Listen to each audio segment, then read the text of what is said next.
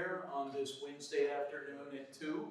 And I'm going to turn it over to my good friend Angela, and she's going to introduce us and I think embarrass me, and then we're going to move forward. Sounds good. That sounds like standard course. So thank you everyone for coming. I think we know everyone, but if I haven't, thank you. I'm Angela Hoppy-Miguel. I'm faculty from the Communication Studies Department, and we're really happy to be the Faculty Accreditation Liaison Officer and work with Frank. We've worked together for a long time.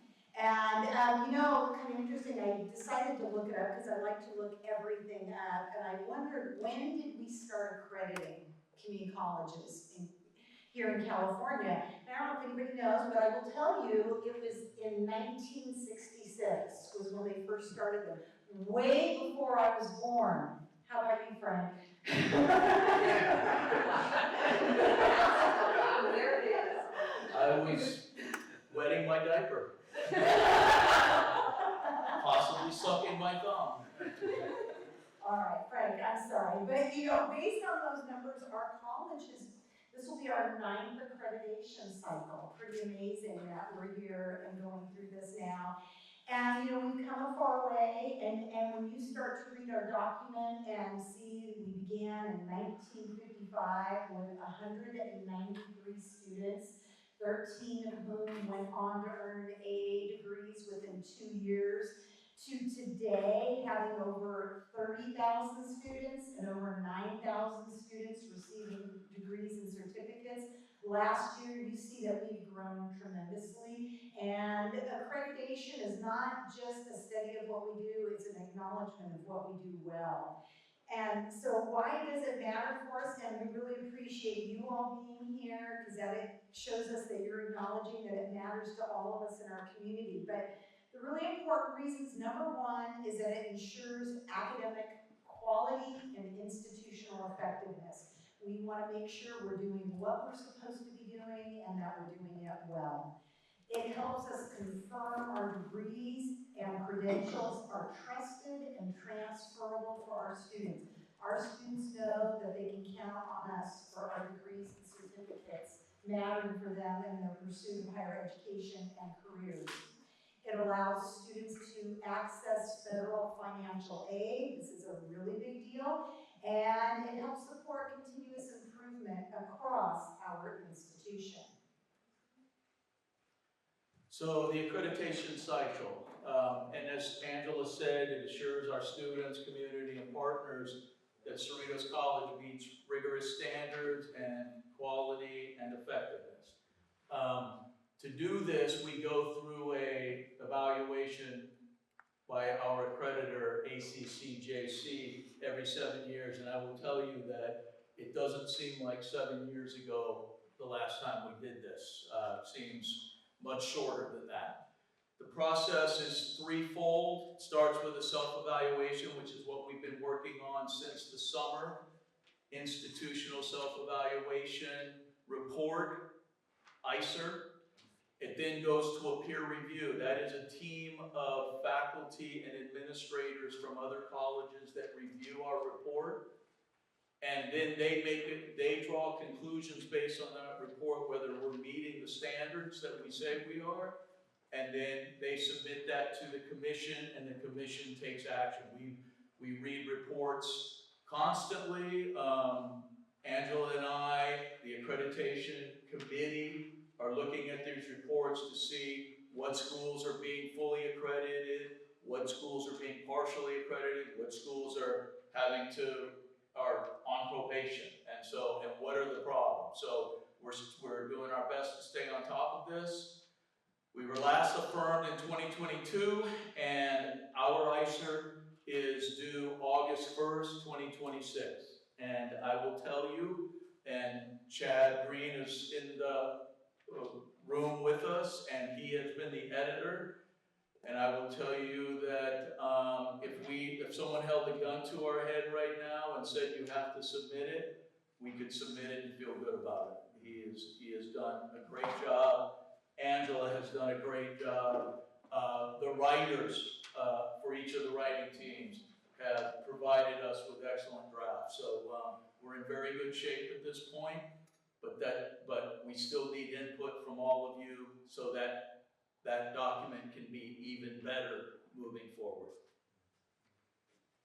So a lot of work has gone on behind the scenes, and this mentions summer, but really things started in about fall of '24. There was some initial analysis done on what our gaps are here at Cerritos, but things really kicked into high gear in summer of 2025, where we assembled writing teams to tackle each of the 4 different standards, which we'll look at in just a moment. And honestly, it is such an honor to be able to share with all of you. Many of you were here over the summer for those events, that we had over 90 participants across campus come in and work on writing teams on 3 different occasions, June 4th, June 23rd, and July 29th. And these were classified and confidential faculty, managers, and wrote a variety of different drafts, bringing in evidence. Are the hecklers here? All right, okay. So, and we had a lot of fun with it along the way. We had an accreditation bake-off June 4th. We had dipping into evidence on June 23rd. And it kind of was just a reflection of our campus culture and what we do. We like to enjoy each other's company while we are doing the things that we're good at and doing the work that needs to be done. And so then in the fall, we took those drafts and we had a campus forum much like this one, and we got some initial feedback from the campus, from faculty senate, and so forth. And now we are ready to move on to the next phase. So I want to share with you the timeline that we're going through. You can see in February, we presented the draft ICER to the Accreditation Committee, and we'll talk more about the committee in just a minute. This draft was also presented to the Coordinating Committee, and again, submitted to them, asked for their feedback, and also we encouraged them to share it with members of their constituency so that people can start seeing it and providing us with feedback. But initially, we just sent it out to the members of those committees, hoping that they would then share it with others. This will be going out to the entire campus. On February 10th, we presented to the Faculty Senate, again, asked them to share. It was sent to them, asked them to share. And then on February 18th, the draft was presented to the ASCC Senate, the Student Senate. They were the toughest bunch of all. So, and then the Accreditation Committee members shared draft ICER with constituent groups and other committees. So now we're in March and we are conducting these forums. In April, after the forums, you will be able to offer feedback until March 27th. We will then provide that feedback to the Accreditation Committee. The committee will discuss what feedback we want to include, what feedback we don't want to include. The entire time, Chad is working on the draft so that at the end of March, it will be a final draft. And that final draft will be presented to the board, to the Coordinating Committee on May 11th, and the first reading by the Board of Trustees on May 20th. And then June 17th, we'll have a second reading approval by the Board of Trustees. And then ICER, August 1st, the ICER will be submitted to the ACCJC. And that will be a glorious day for me and Chad and Angela. Yes, it will. Thank you. So one of the things that ACCJC asks is to take a look at what you've done since the last report. It's not just business as usual, it's showing what you've done lately. And so we just want to call out for you some of the things that we've documented in our ICER report. And also, we honestly just want you to feel good because we've done a lot over the last few years.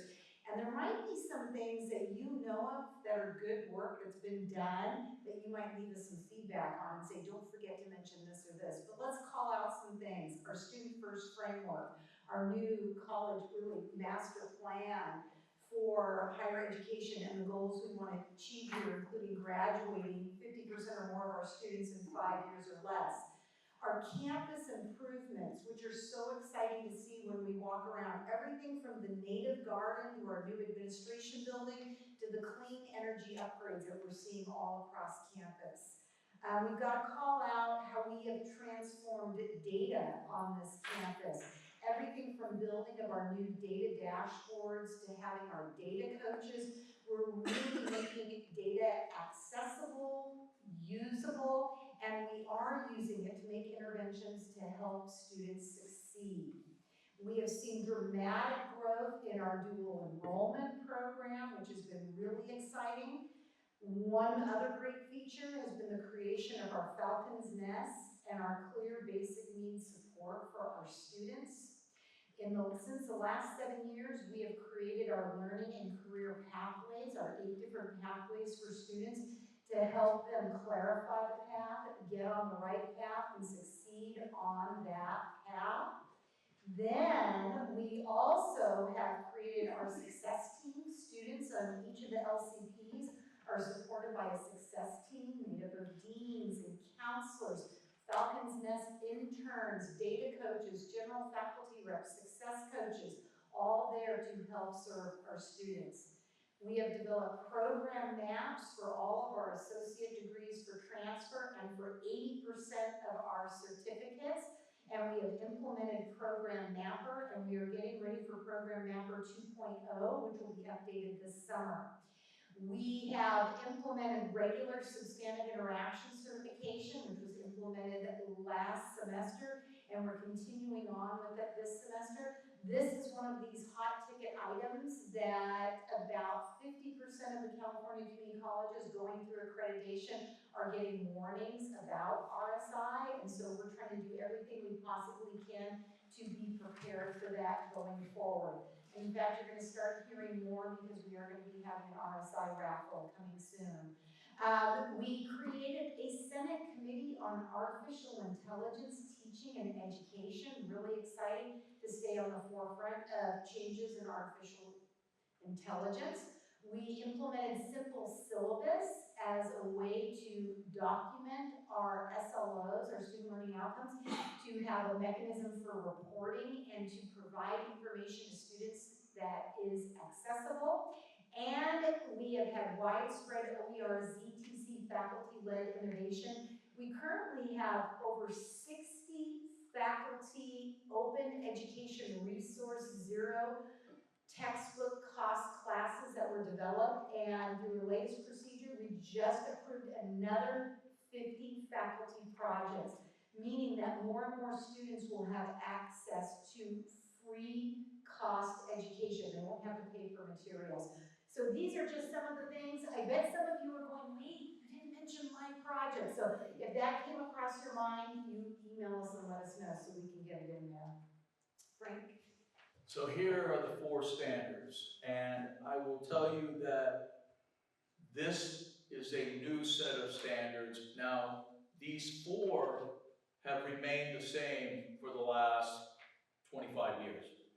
What's different are the elements. You notice on standard 1 you have 5, in standard 2 you have 9, 10, 6. In standard 1 alone, in the old accreditation, there were probably 20 elements. In standard 2, it was even larger, probably 30, 35 elements. What is now a 60-page report was a 300-page report. So it is much more concise, much more focused, but for those of you who write, you know that writing short and concise is often more difficult than writing expansively. It's easier to write a lot than it is to write a little, because when you're writing a little, you've got to be very selective. You've got to make sure you hit the right points. That's again why we need input from everybody. We got to make sure we're hitting the right points, because we can't be more than 60 pages. The total report is going to be about 72 pages with the intro and the foreword and some other elements, but the 4 standards, 60 pages. So you can see it goes through these 4 items: institutional mission and effectiveness. In this particular standard, what we're doing, do we have a mission statement? Do we have a process for setting goals to meet that mission? Do we have a process for allocating resources for us to be able to meet those goals? And do we have a process for assessing afterwards, did we meet our goals? Student success, do we have effective programs? Do we have quality educational programs? Do we assess our students to see if they're learning or not? Do we provide our students with the resources they need in order to be successful? Are we assessing ourselves? Infrastructure and resources, that's budget, that's facilities, that's human resources. Are we hiring good quality people? I would say yes. Are those good quality people working in well-kept, well-maintained facilities? Yes. Are we financially sound? Absolutely. That's what we're being, those are the standards for 3 and 4 governance and decision making. Is our decision making a shared governance process? Do we follow it? We demonstrate that we do.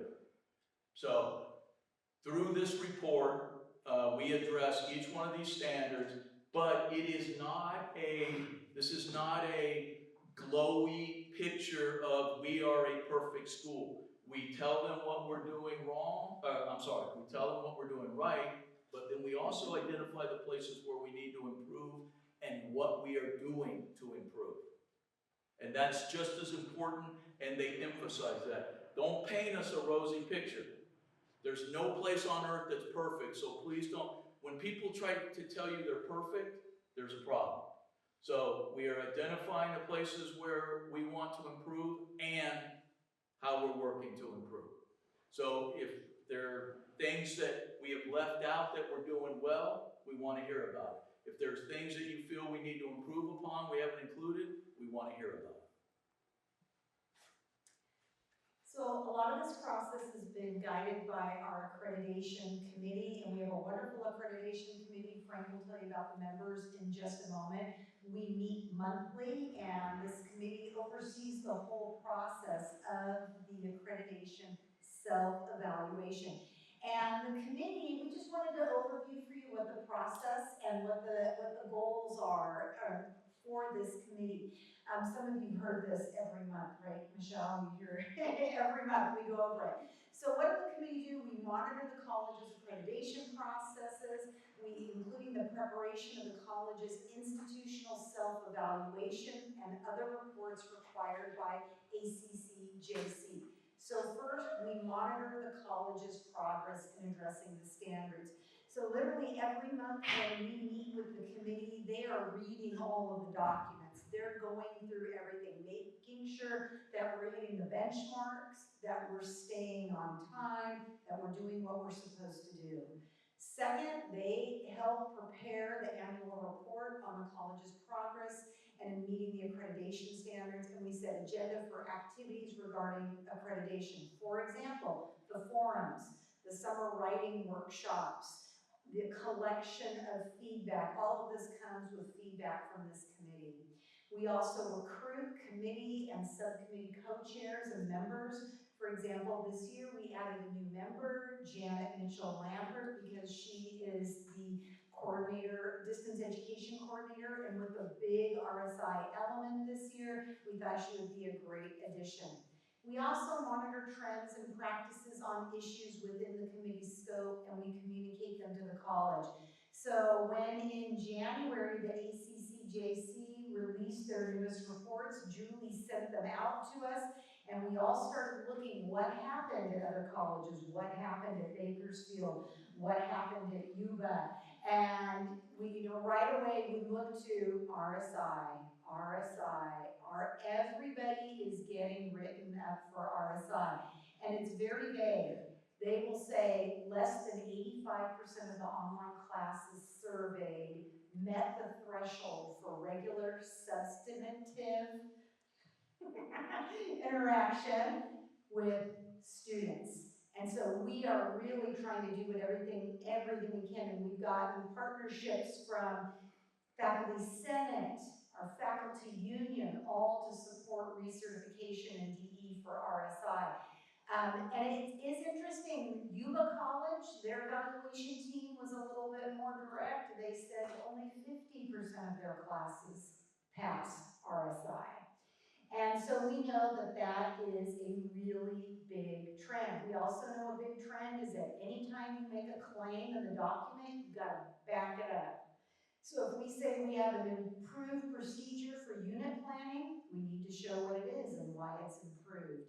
So a lot of this is monitoring what is going on in the state. And going back to what Frank was saying on the previous slide, really, we're thankful this is a kinder, gentler process than previous self-evaluations. And so it's a really good time to be involved in this project. And yet, it doesn't mean that it's gonna be easy, So I would really appreciate it if you take a list of take a look at the names on this list, because I have been at this college for 28 years, and I have been on 3 accreditation teams and worked. I was in Angela's role in 2014. So I've been on these accreditation committee before, and I'm going to swear to you this is the best committee I've ever worked with. And the reason for that is because everybody shows up to the meeting, and everybody does the reading, and everybody has the comments for us, so that they are a working committee there. And you'll notice that all of these people are in leadership roles. They're busy people, but they recognize the significance of a successful accreditation, and they are working hard to make sure that this college puts its best foot forward, and I appreciate them very much. I have to give a special thank you to Julie Moon, because a lot of, I would guess, go ahead and applause, because she does an enormous amount of work behind the scenes that nobody ever sees, but that's how this thing is getting put together. So we are very grateful for her quiet effectiveness. I'm convinced that Julie is clairvoyant because she sends us things before we know we need them. And then we, right about when we're about to ask her for something, it's there, and it's been amazing. And Frank is right, everybody on this committee has been really hardworking, and we don't just come and sit in a room, we come and work on the document, work on the report, so it's been really great. So why are we calling you all here today to this forum? Because we are going to ask something of you to help us along in this process. And here's what we need from you. We are going to ask you to review the ICER document. You don't have to read the whole thing, all 60 pages, but I recommend that you pick an area that's relevant to your area. So, for example, if you work in finance, you might look at Standard 3, right? If you're working in the president's office, you might look at Standard 4. If you're involved with instruction, look at Standard 2. So you can pick based on what your area is. If you work for IERPG, sorry, you need to look at the whole thing, okay? There's evidence reference throughout. So look at areas that's relevant to you and what you do. Sometimes you're going to find things and say, hey, we have a better example, we have a more current example. We might be missing something. There might even be something that you say, maybe we don't need this anymore, and you can remove this portion. And so we're going to ask that you provide evidence and updates where needed. And we're looking for really specific evidence, web pages, PDF documents, presentations, reports, and so forth. And we want you to help us tell the strongest possible story we can about Cerritos College. And so your participation by being here today is so important. And as Frank said, we're going to be releasing the evaluation document, feedback document, and you'll have a couple of weeks to provide us with some feedback. So, about the feedback form. You will see that you will select the standards you'd like to comment on, and quite honestly, you can comment on them all. The form is specifically for our campus, and what will happen is this form will allow you to submit feedback for up to 5 different standards, but you can submit as many forms as you want. We stopped it at 5 because it starts to get unwieldy when you download the Excel file in order to look at the feedback. So you can comment on all, I guess, 30 elements if you wish. It's just going to take 6 forms to do so. And and then this feedback must be submitted by March 27th. So I'm gonna take you through the form right now so that you understand what you will be seeing and how it will operate. So the first thing you're gonna do is identify what group you belong to, and so that's an easy one. We click on from there, and then the first item is, would you like to provide feedback on the forward or introduction? If so, you put it right in that box. So the forward is 1 page, the introduction will be about 5 pages. And you can do both, you can do one or the other. At which point you then say, do you wish to comment on a standard? You answer yes, you'll get that question number 5, which of the 4 standards do you wish to comment on? You click one of the 4, in this case number 1, and you will see this. Do you want to comment on 1.1, 1.2, 1.3, 1.4, 1.5? You pick it. Then you provide your feedback right there. It says, what are your comments, suggestions, feedback? You put it there. Do you wish to comment on another standard? Yes. You get the same question again. 1.1, or which of the 4 standards? If it's 1 again, then it's 1.1, 1.2, 1.3. You can do that as many times as, you can do it on this form 5 times. You can then start a new form, do it 5 times, start a new form, do it 5 times until you feel like you've commented on the standards that you want to comment on. This has proven so far to be an effective method to receive feedback because we then share it with the committee and we review it as a group. We send it out and then people come and they're ready to discuss, and we as a group come to a consensus about what should be included, what doesn't need to be included. So it is a group decision. And we have already gotten a lot of great feedback from the faculty senate, from managers. There's a little bit of a competition apparently going on in terms of who is submitting the most feedback. 2 individuals are really duking it out, giving us a lot of good feedback. But we value this because it allows us to make a better document.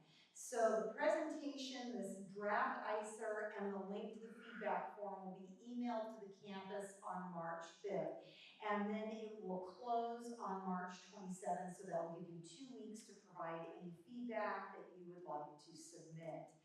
And so what are the next steps coming up? We're going to take your feedback and the feedback from the comments, and with Chad's help, with the committee's help, we are going to again go through another revision of the document. We're kind of calling this version draft 2, but really we're like draft 8 by now. It's gone through a lot, but this is the 3rd formal draft that will be coming forward. We'll then bring that back to the coordinating committee in April or May.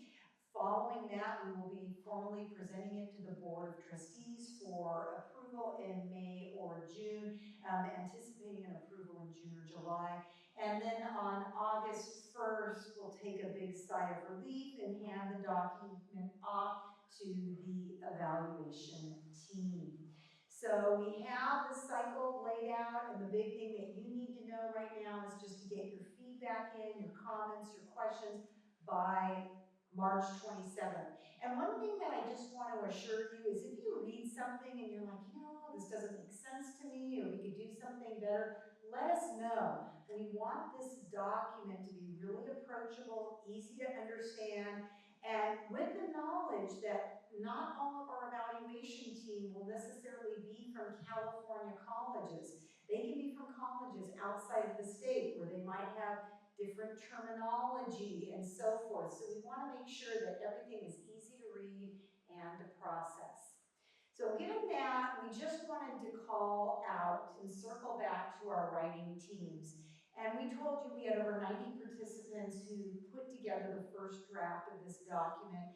And we just asked you to take a moment, pause, and take a look at the list of names that we have up here from slide 1, slide 2, slide 3, and slide 4. And I think it's important to know that we really have a great team of people come together to work on this report, better than we could have hoped to imagine, and that they made a lasting impact on this document. And so I think, Frank, maybe it would be a good time for us to pause and find out if we have any comments or questions. Perfect. Anything? While you think of a question, I'm gonna make a comment about having taught English for 20 years. I would encourage you, when you're reading the document, don't focus on grammar, focus on content. We have copy editors who will be reading when we have that final draft, looking for grammatical or typos and things like that. If you see them and you want to point it out, that's great. But what we need input on is the content. And so really resist that temptation to Grammarly this thing to death and focus on what you're saying, what's being said, and whether it's accurate or not. Any questions, my friends? I'm going to tell you, the students asked us a lot of questions. They grilled us. Are you sure? Anything? Any questions about the process, procedure, expectations? Should we do the teacher pause? This would be a good time for Felipe to start heckling. And I'm not going to say that one of our 2 top commenters on the last draft walked into the room just a moment ago. I'm not going to say who they are, and if you're paying attention, you might know.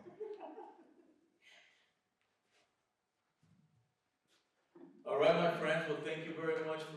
All right, Dr. thank you, Fiera. Dr. Fiera. Bring it on.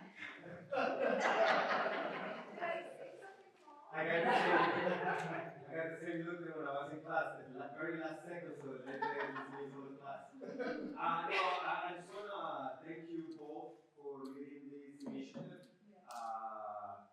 Fantastic work. It's looking really, really, really good. And obviously, I want to thank everyone that is here in the forum, getting engaged and participating in the process, the writers, the reviewers. We had the opportunity to speak a little bit about this document with the Executive Council today, and we agreed Frank. What did we agree, Frank?